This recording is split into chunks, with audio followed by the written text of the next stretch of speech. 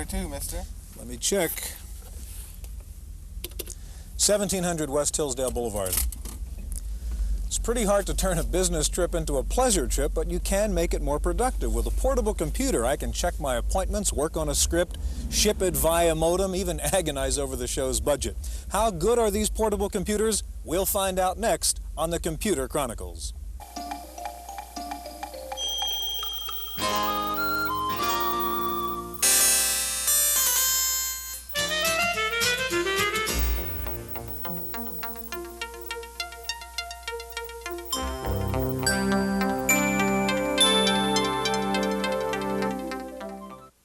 The Computer Chronicles is brought to you in part by McGraw-Hill, publishers of Popular Computing, the magazine that gives readers an understanding of the technology and applications of microcomputers and software in office, home, and classroom.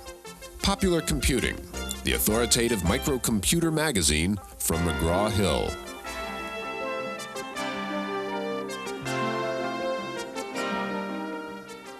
Welcome to the Computer Chronicles. I'm Stewart Cheifet, this is Gary Kildall, and the subject is portables. Gary, we're going to be talking about things like transportables and lap portables, but I want to show you this portable over here.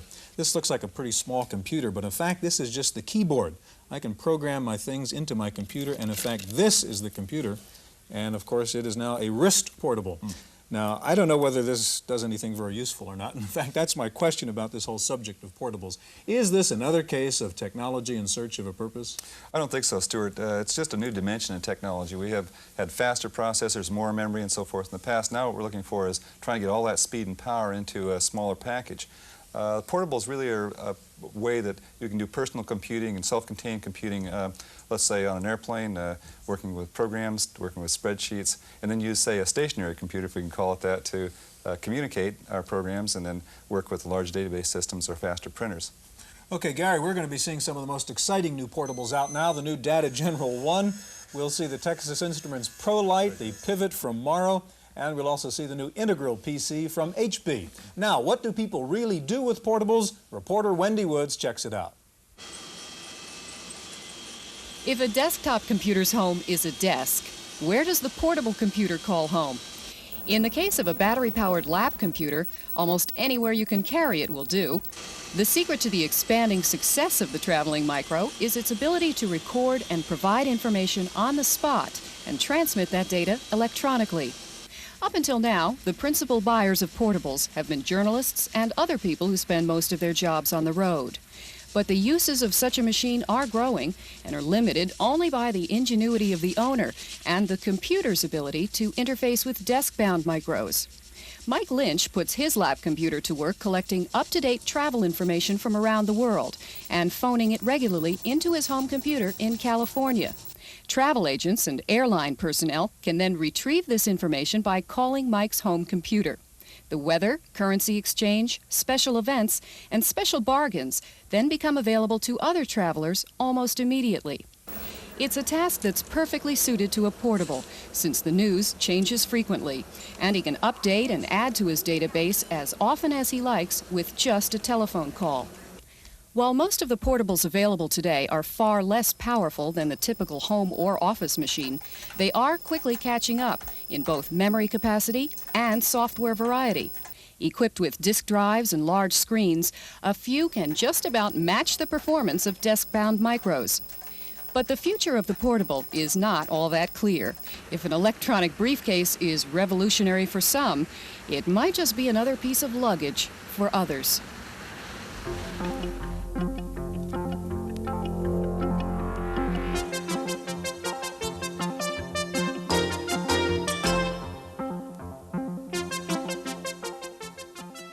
Joining us now is Roland Archer, who's the Manager of Software Development at Data General, and Ferris Gaffney, who's the Manager of Product Marketing at Texas Instruments. Gary. Stuart, you know what makes portables really exciting is that a machine this capable, say 20 years ago, would have filled the whole room. So there's a lot of technology that's caused all this to happen. Just exactly what's gone on? Well, there's been a lot of things that have happened, Gary. One of the main areas that have allowed us to put the power of a desktop computer into a briefcase-sized machine is in the LCD. And I did bring along an LCD screen outside of its case to show your viewers what the unit looks like. And one of the key things is not only the ability to make an LCD this large, but also the special controllers that are needed in order to control an LCD this large. Now, Roland, this is the same kind of a size of display as a standard, say, cathode ray tube display, a CRT That's display. right. It has 80 by 25 characters and 640 by 256 pixels for graphics. Okay, now Roland, that's a major advancement in the Data General 1. What technology did it take to get you to come up with the full screen size? Well, in order to come up with a screen this large, we approached several Japanese vendors through our Japanese subsidiary, Nippon Data General. Let me put this down for a moment. And they, at the time that we approached them, they had just finished their 16-line displays, so they were not very interested in right away starting with a 24 and 25 line. But we were able to convince them of the importance of that for the Japanese marketplace.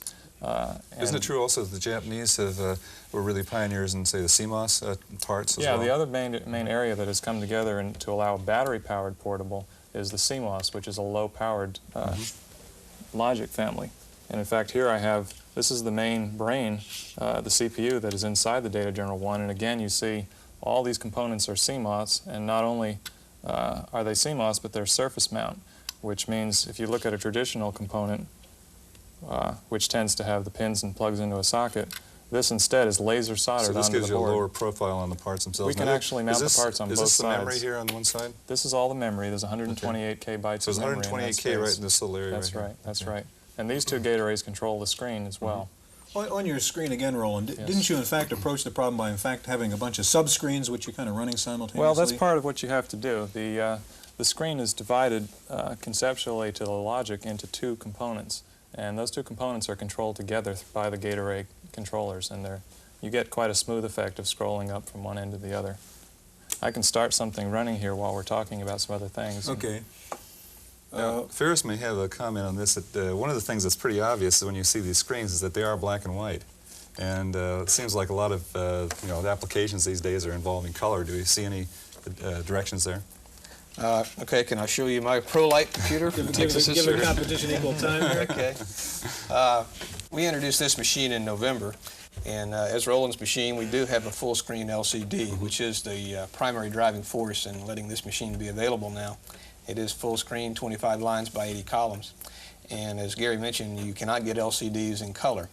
But you can still do a lot of useful work in black and white screens. We've targeted the machine primarily at people whose job is in the field, such as salesmen, insurance agents, service representatives. And they've been looking for PC power and a true portable that they can carry around. And we've now provided that. Do they use these as a primary computing device, or do they use it sort of as a peripheral in the sense that they go off on an airplane and do some computing and then come back and connect to that?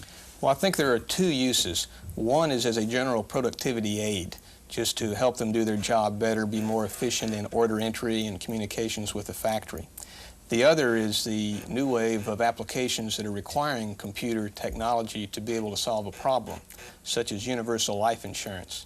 It's a very complex sell, and it involves a lot of what-if analysis, and allowing this to be done at the client's site now on a portable is a major step forward. But does that require, say, a larger storage system, some sort of mass storage devices beyond floppies, or not? No, not really. Now, what we have done, another new technology that we didn't mention was the advent of the 256K RAM chip. That allows us to put 768K of user RAM memory in this machine. So we've not sacrificed anything as far as desktop PC functionality. Yeah. When you're working with these machines, how much, say, backup storage do you have to work with generally? Okay, now we can have either 1 or 2 disk drives. Another new technology that we've both incorporated is the new 3.5-inch diskettes. Micro floppy drives. We can either put 1 or 2 on this machine, and it has double the storage of the 5.25 drives. It's actually twice the storage. Yeah, I think that's one of the key points when you compare these to a desktop computer is that you have, in this little floppy, you have 720K bytes of storage, so inside the unit you have the ability to have 1.5 megabytes of storage, which is really enough for most applications, considering the number that are doing it today with just 2 drives totaling 720K. Speaking of databases, how about modems and communications? Can these both run as terminals? You have modems built in, or is that an accessory? Yeah, we have a 300 baud internal modem option, and it fits right inside the unit, so you don't have to add anything outside. And we also have a terminal emulator built in. A lot of our customers use this as a terminal on a Data General system, plus a workstation, and something that you can take home in the evening or take on the road with you. And on the ProLite? Yes, we've taken a modular approach to this. Our modem is a user installable option, and there are also another option slot here available. And we think that value-added type applications where somebody will do a special interface board to interface a particular piece of equipment is going to be a big plus for us. The modem, of course, is very important for the guy whose job is in the field. He'll be uploading and downloading data from a host computer at some point.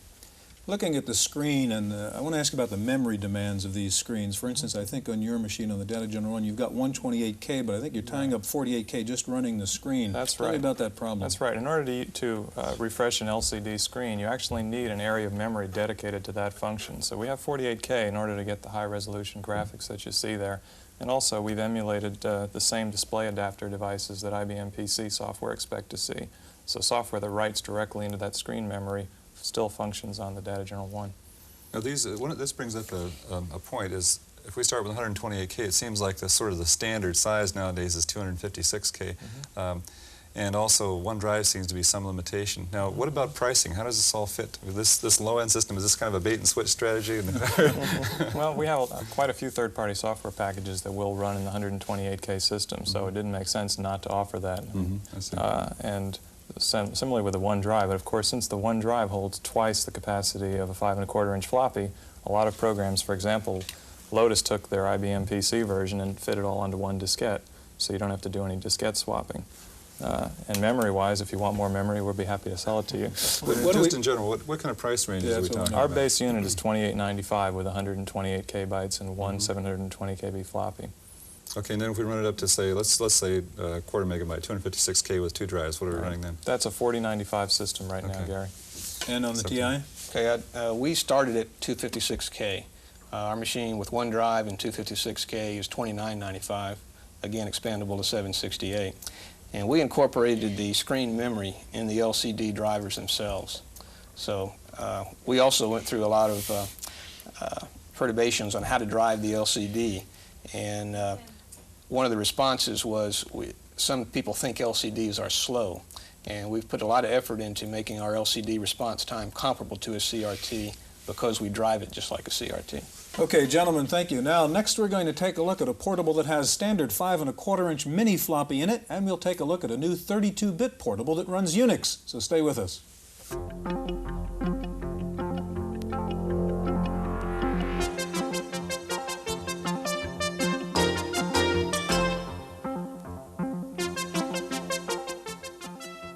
Joining us now is Srini Nageshwar. Srini is the retail marketing manager of the personal computer division at Hewlett-Packard, and George Morrow, who is chairman and founder of Morrow Computers. And we're going to be looking at some very spectacular portables here in just a moment. First, though, as many of these portables come out, they all, of course, have hopes of great success, but there have been some significant failures in the portables, and Wendy Woods has a report on one of them.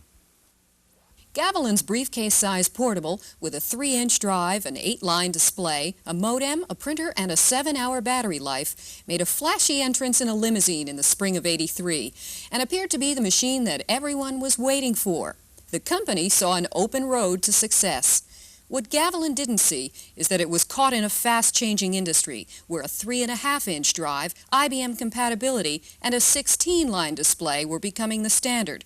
Gavilan delayed production for a year to re-engineer its portable, a fatal mistake. It's unfortunately a classic case of having state-of-the-art technology, having a really wonderful machine, having probably the best sales staff I've ever seen in the business. They had the best of everything, but they missed the window of opportunity. Their product was too late getting into the market. Can I hear 200? You're looking at a $3,000 machine. Can I hear $200? Gavilan went bankrupt last year, having sold only about 1,000 of the machines. Its final auction became a sad lesson for the entire industry.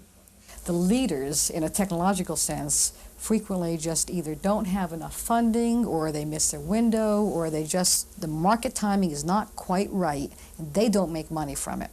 But in terms of the impact on the portable computer market, they advanced the technology. They contributed greatly. Gavilan wasn't the first portable computer maker to go under, but it certainly was one of the most expensive failures. More than $31 million in venture capital went into this company during its short life. All of it was lost because Gavilan was a victim of bad timing. Reporting for the Computer Chronicles, I'm Wendy Woods. Well, a story like that makes me glad I'm in the software business. Right. It just really shows that there are lots of different components that make up the success of a small computer system. And in the case of portables, it seems to me the display has to improve considerably. At least in my own experience, sitting on an airplane, getting light from different directions, that it'll fade, become unusable at a certain point. I'm kind of interested to see where this display technology is going. We've got a couple of examples here, and George? Well, your liquid crystal display technology uses existing light to give you visual information. And the electroluminescent type, or the CRT, gives you... This is the machine you're referring to as the machine that That's right. Srini brought with him. It's it has the It has an backlit electroluminescent display. Compared to the LCDs, which are on the first machines we looked at on the show. Right. That's right. These displays use their own power. They chew up power to create light so that you can look at it. In a low ambient light environment, they're excellent. In a high ambient light environment, the liquid crystal is a lot better than the present generation of electroluminescent. Now, how do you cover both those problems? Well, one way to cover both those problems is you backlight your LCDs with some electroluminescence. Understand, these technologies are in an evolving state. Your electroluminescent is going to get more efficient. That means it'll give you more light for less power. And your liquid crystals are going to get, the contrast is going to improve as time goes on, which will give you more visual feedback for a given amount of incident light. Now, what about the work that the Japanese are doing? For example, the new Casio TV is a color TV that has a liquid crystal display. Are we going to see that move into, let's say, a small computers? The whole development of liquid crystal displays in Japan, as far as I'm concerned, is aimed toward flat panel televisions. Mm-hmm. And even if they don't make it, the stage they'll get to will be perfectly acceptable for good graphics and good contrast. As a matter of fact, I believe these machines, in a year from now, you'll be able to have color. You'll have liquid crystals that will give you at least 2 colors. And this is going to be great for graphics. This eliminates all the big tubes and the big power supplies. That's and so right, forth. and all those the masks and the tremendous number of stages that these color television sets go through now. Can I ask you both to do something here? If you can punch a couple buttons so we could see what that ELD display looks like while we're talking here, Srini. And George, you have your pivot with That's you. right. And why don't you show us what that is and how it differs from the other machines we've seen? Well, it differs in a couple of ways. It uses an LCD just like a lot of the other machines. It does have one thing that the rest of the machines don't have, and that's a 5 1/4 inch disc. Either you don't have a disc like the HP people and they expect to carry your stuff around in ROM, or they have 3 1/2 inch discs. Now, if you go out and buy Lotus for $500, you'll find that if you don't have a pair of scissors with you, you're going to have to spend another $300 on your 3 1/2 inch version of Lotus. If I can interrupt a second, I just want to take a look at the pictures that are being painted on the ELD, which is interesting. It's very impressive. But now this is a fixed demonstration. It's a fixed demonstration Okay, we see of that. a space shuttle. And That's right, you can see the thing being moved around. You can actually, in your hotel room, design airplanes. If you want to, yes. That's right. If you have nothing better to do, right? Let's go on to another topic, and that's the backup storage technology. We're dealing here with a device that's become very semiconductor-oriented, That's the right. RAMs and so forth, the LCD display and so forth. But now we have a mechanical device and a floppy disk drive. What's going to happen as far as backup storage? Well, backup storage, being able to carry your work around with you, and the HP machine, you carry it around in CMOS static RAM. Mm-hmm. It's low power, and it has a lead-acid battery that keeps it alive. In this machine, just like your PC, you carry it around in your floppy. It does take more power, and it does produce more weight. But we feel that the function that it gives you, you're carrying around a standard environment. Nothing could be more standard than this. Actually, Gary, I think to a large extent, storage issues are affected, I think, by 2 parameters. One is the fact that as we were designing the portable, and when we decided not to put in a 3 1/2 inch disk drive, there were 2 things that made us do that. One is when you carry these machines around, you really want instant availability. What that says is, very often what I do is I'm sitting at an airport waiting for a plane to take off, and I'm finishing up my travel expense report while I'm doing that, and I don't want to load up a disk and start a spreadsheet and so on. Sometimes I think the best place to sell these would be at airport terminals. That's, I think so too. That's where people use them quite a lot. So that's one aspect. I've been in airports a long time, and I don't see very many of these machines in airports. Occasionally I see someone with quite a list to themselves carrying around a compact, but aside from that, why? So we do I don't that. see people using them in airplanes or at airports. Well, what is the real market? We talked about that at the beginning. I mean, what do you need portables for? There are two things that we think you need portables for, Stuart. We try to break the market into two parts, composed of one set of people who basically take work away from their desk, and the other set of people who work away from their desk. And in the first category, you essentially have managers, executives, and professionals like some of us here. And in the second category, you have the insurance salesmen or, salesmen of various categories. And people who typically take work away from their desk are usually running spreadsheets or word processing or memo maker or whatever on there. And those are the kinds of programs you need. We don't think that you need a huge suite of programs to run on portables, and you basically want the basic stuff running and be available to you instantly. The other thing that we think is extremely important is that these people who travel around, they are really abusing their machine quite a bit. It ends up in boots of cars and underneath your airplane seat and so on. So these machines have to put up with a lot of vibration. Like our machine can take 100 Gs on 6 sides. We have just a couple of minutes left. I want to follow up on Gary's point on, and you mentioned, George, on the CMOS technology. There's a major difference between the HP 110 and yours in the memory that we use. Yeah, in the we're effect it has on power. using standard NMOS dynamic RAM. It does use more power. What we will move to later this year is a CMOS dynamic RAM, and it offers a power reduction of about a factor of 8. It is probably the best compromise of CMOS static and NMOS dynamic. It gives you the ability to get to low cost because it doesn't use as much silicon area, yet the energy, the amount of power it uses is virtually the same as CMOS static. George, you've been known for the low prices, and I'd kind of be interested to see what the price of this one is. Well, this starts out at $1995. Okay. And I believe these machines ought to start out at about $1,000 with at least one drive. So that $1995 is with the one drive and 128K of memory. The natural price for these things is somewhere, a very high-end machine with a very dense display with all sorts of bells and whistles should be around $2,000, and a good utilitarian machine should be around $1,000. Srini, where are we on the prices of these two quickly? Our portable, which includes all the software, goes at, which includes about $1,000 worth of software, goes for $29.95. And this particular machine, which is really an AC-powered machine, which has the Unix operating system, whether it's the first transportable Unix, floppy-based Unix system, goes for $49.95. I want to touch on this business of transportability and how much abuse a machine has to take. I think we have a history that these floppies stand up pretty good in moving around because K-Pro has probably produced hundreds of thousands of these things, and Osborne before them produced a lot of them, and those machines are kicked around probably as much as a machine gets kicked around. That raises a point that this whole definition of portable is really a question when we're talking about portables, and we have a commentary on that subject from Paul Schindler. It's pretty easy to tell what's a portable computer. Now, this is a sewing machine. It's about the same size and weight as a lot of popular computers that call themselves portables. But if you were going to sew away from the house, would you carry your sewing machine? No, I don't think so. I think you'd take a needle. You wouldn't be able to do any fancy sewing, and you wouldn't be able to do it very quickly, but you'd be trading functionality for portability. Well, the same thing goes for computers. Now, this is my portable computer. I've been using it for a couple of years. It won't run CP/M programs, but I don't need CP/M programs. It does the job for me. It's light. It runs on batteries, not an extension cord. There's going to be a raging argument about what's portable when all of us are 6 feet underground. I say you need a full-size keyboard, at least 240 characters on the screen, and several hours worth of running on the internal battery. Plus, it should fit in a briefcase. Now, there's a few computers like that on the market, but I don't think there's going to be very many more, and I'll tell you why. Most of the people who need true portability are journalists, and most of us who can afford a portable already have one. So my fearless prediction for the future is more sewing machine computers and fewer briefcase computers. That's my opinion. I'm Paul Schindler.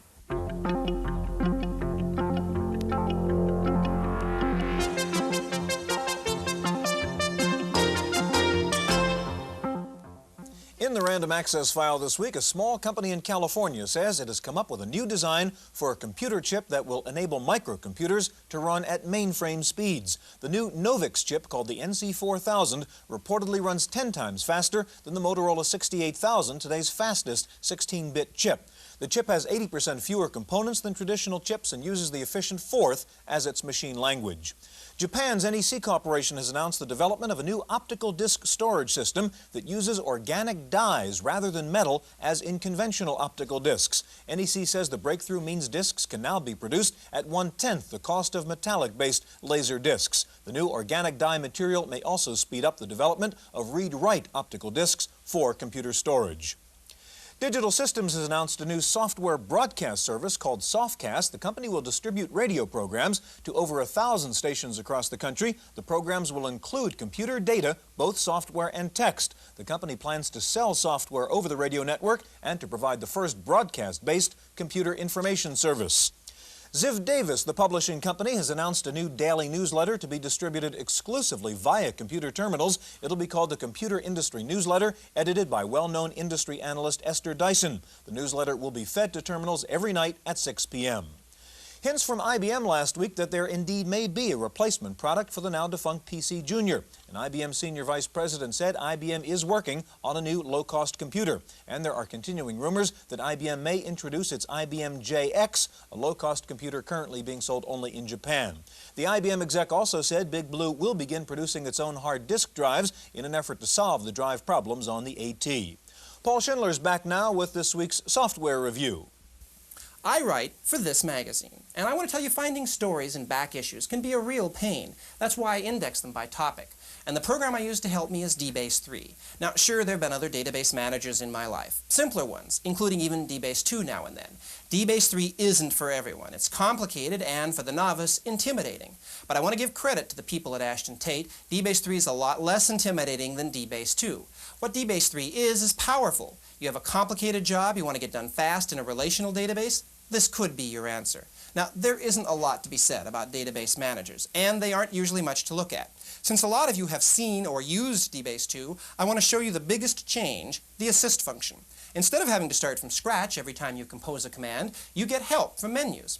As it says in the documentation, we all know real programmers don't use menus, but we also know that most of us aren't real programmers. DBase 3 from Ashton Tate in Culver City, California is the complicated, powerful $700 database manager for the rest of us. For Random Access, I'm Paul Schindler.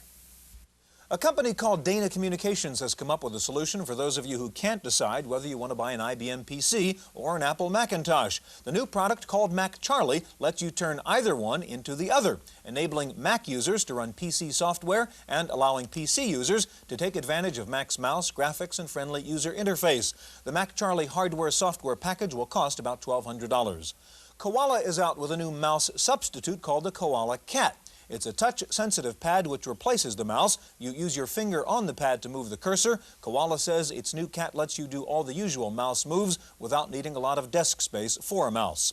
Finally, the California Department of Motor Vehicles is in the process of converting to a fully computerized system, and you know what that means. The California DMV says it now has a backlog of 87,000 transactions, and the backlog is growing by 20,000 a month. Thousands of California drivers are stuck with expired car registrations and driver's licenses. The DMV said it grossly underestimated the problems of converting to a computer system. It's now asking for $5 million to hire more than 100 people and to pay for overtime so that good old human beings can clean up the mess created by the new computer system. That's it for this week's Chronicles. We'll see you next time. The Computer Chronicles was brought to you in part by McGraw-Hill, publishers of Popular Computing, the magazine that gives readers an understanding of the technology and applications of microcomputers and software in office, home, and classroom.